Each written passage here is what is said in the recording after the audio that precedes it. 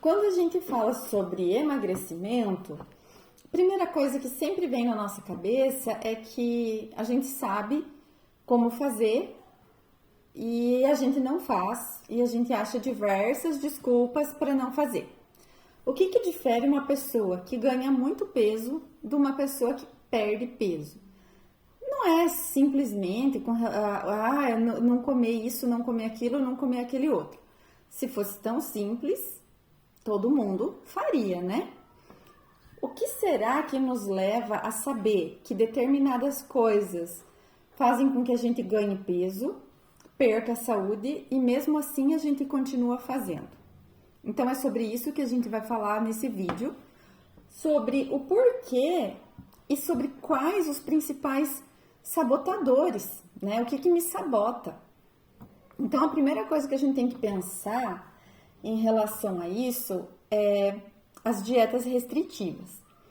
Quando você tira totalmente tudo que você gosta da tua alimentação, você vai passar por momentos de muita vontade, né? Então, de repente, assim, você gosta muito de doces e você vai cortar completamente os doces.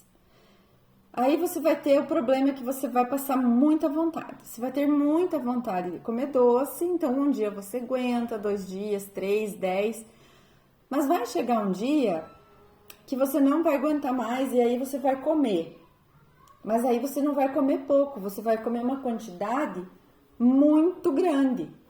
Então seria mais interessante que você aprendesse maneiras adequadas de comer o doce que você gosta. Por exemplo, o chocolate. Se eu gosto demais de chocolate, o que eu posso fazer? Eu posso comer esse chocolate em horários que eu esteja saciada. Eu nunca vou comer chocolate em horários que eu tô com fome, então eu vou procurar comer esse chocolate quando? Depois do almoço, né? Depois de uma refeição. Preferencialmente, nunca comer esses alimentos no final da tarde, antes do jantar, ali no final da tarde. Por quê? Pela questão de você estar há muito tempo sem comer nada e pela questão da baixa da serotonina, que geralmente acontece mais ou menos ali por volta desse horário. Então, uma estratégia bem interessante é não passar vontade, comer com moderação, sempre em momentos estratégicos. Outra coisa é, quando você vai a uma festa, um coquetel, alguma coisa assim, que você pensa, meu Deus, né, vai ser difícil me controlar, porque vai ter lá muitas coisas que eu gosto, doces, salgados, enfim. O que eu posso fazer para minimizar a vontade de comer de tudo, né? Procure fazer nesse dia, no dia que você sabe que você vai ter um evento para ir, procure fazer uma alimentação bem regrada, café da manhã bem completo, com proteína, um almoço bem adequado, um lanche da tarde também dentro do planejamento. E no final da tarde, antes de ir para o evento, você pode fazer um jantar, né? Com bastante legumes, com bastante fibras, ou comer uma fruta. Por quê? Porque aí você vai para o teu evento com o estômago saciado. Então aí o que você vai comer lá? Você vai comer realmente aquilo que você gosta, você vai comer uma provinha, você não vai comer muito, porque o teu estômago já vai estar pleno, né? A gente já vai estar num estágio ali de plenitude gástrica. Então você vai já estar com o teu estômago cheio de fibras, de legumes, de verduras, de repente, né? Que vão suprir a tua necessidade. E o que você vai comer lá, você vai comer com mais moderação. Então, são 2 estratégias. Uma terceira estratégia é com relação aos doces durante a dieta e durante a vida, porque ninguém merece viver de dieta, né? Vamos combinar. Durante a vida, é você entender o que esse doce significa para você. Porque muitas vezes o doce para nós, ou o salgado, enfim, seja lá qual for a sua preferência, ele é visto como um prêmio.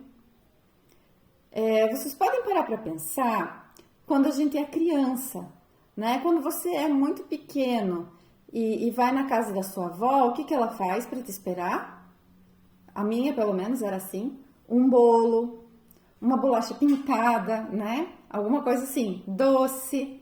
Então é da cultura que quando você ia visitar alguém, tinha que ter, né? Uma coisa gostosa, uma sobremesa, um doce, um chocolate, um bombom. E até hoje, a maioria das vezes é assim. Você vai na casa de alguém, a pessoa, a primeira coisa, te oferece algo para comer. Então, você come, e esse comer, esse doce nesse momento, ele não tá ali com o objetivo de saciar uma fome física. Ele tá ali com o objetivo de ser um gesto de carinho e de delicadeza. Então, a gente acaba comendo por um gesto de carinho ou de delicadeza da outra pessoa. Prestem bem atenção nisso. Outro fato é que, muitas vezes, quando a gente fica nervoso ou quando a gente fica triste, a gente acaba compensando na comida. Por quê? Porque, às vezes, quando somos crianças, que acontece alguma coisa de ruim, a nossa mãe ou alguém da nossa família tem o hábito de dar alguma coisa para nós. Tipo assim, uma compensação, como se fosse uma compensação, né? Ai, pobrezinho, tá doente, vamos fazer uma comidinha gostosa. Ai, pobrezinho, caiu, se machucou, tá tristinho, vamos fazer um docinho aqui para acalmar. E isso acaba sendo um gatilho do nosso cérebro, né? Porque a gente cresce com aquela sensação, eu caí, eu me machuquei, eu ganhei um docinho, compensou. Só que com o passar do tempo, com o passar dos anos, a gente deixa os nossos problemas, os nossos tombos deixam de ser físicos e passam a ser mais emocionais, né? Preocupações, estresse, decepções, desilusões, tantas coisas que acontecem, né, com a gente ao longo da vida. E o nosso cérebro, ele tem aquele registro de que quando eu estou me sentindo mal, quando eu quero um carinho, quando eu quero um acolhimento, eu vou procurar o doce da vovó, né? Não tenho mais a vovó, de repente, não tenho mais a mãe, eu vou procurar isso no alimento. Então, esses são os cuidados que a gente precisa tomar com os doces durante todo o nosso processo. Não é cortar, mas é saber comer com inteligência e realmente comer com consciência. Saber o porquê que eu tô comendo esse doce nesse momento. Porque eu tenho vontade, então eu vou comer em horários que eu já estou saciada, a minha fome física.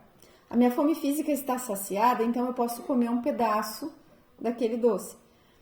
E quando eu vou a um evento, então eu saciar a minha fome física antes de eu ir para esse evento. E a terceira parte, que eu acho que é a mais difícil, é nessa questão de gatilhos emocionais. Então, eu tenho que me policiar de tal forma, eu tenho que me conhecer de tal forma que eu consiga entender que eu estou comendo por uma coisa sentimental, por um sentimento. Ou estou me sentindo sozinha, aí eu como um doce para me lembrar. Isso é inconsciente, tá, gente? Isso não é consciente, você não tem consciência. Não, vou comprar um chocolate porque eu tô sozinha e assim eu me lembro da minha avó. Não é isso. É um gatilho que tá lá no teu cérebro. Então você nem sabe por que você tá comprando. Você tá se sentindo sozinho, você tá se sentindo triste, o que você quer? Você quer ir lá pra tua cama, assistir tua série ou assistir algum programa e comer um chocolate. Por quê? Porque isso te lembra, teu cérebro tem um registro que lá na tua infância, quando acontecia alguma coisa ruim, você era acolhido. E acolhido com o quê? Com um chazinho, com um docinho, com um colinho de mãe, com todos esses cuidados. Então, a gente acaba tendo esse registro. E isso é o mais interessante, de você conseguir avaliar, conseguir perceber que é isso que está acontecendo com você e substituir essa comida, né? Substituir esse negócio de ir comer o tal chocolate por uma outra coisa. Então, isso é uma coisa que eu vou conversar com vocês, para não ficar muito extenso, né, num outro vídeo, sobre o poder dos 21 dias na criação de hábitos. O mais importante é que vocês entendam que precisamos entender o processo de por que estamos comendo. Então, quando eu falo em trazer a consciência na hora que você for comer, é entender por qual desses motivos você está comendo. Muita vontade? muita oferta, tem ali a vontade e tá muito fácil, então isso já é um ponto simples de se resolver. Não tenha porcarias à vontade na sua casa. Você não vai sair para comprar, né? Tenha coisas estrategicamente saudáveis, podem até ser doces, mas pouco calóricas para esses momentos. E entender quais são os sentimentos que estão levando você a ter tanta vontade de doces.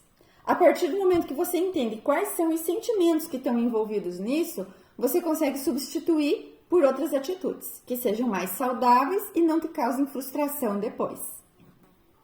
Então é isso que eu tinha para conversar com vocês hoje, e no próximo vídeo a gente vai falar sobre como substituir então esses momentos de crise de doces por uma outra estratégia.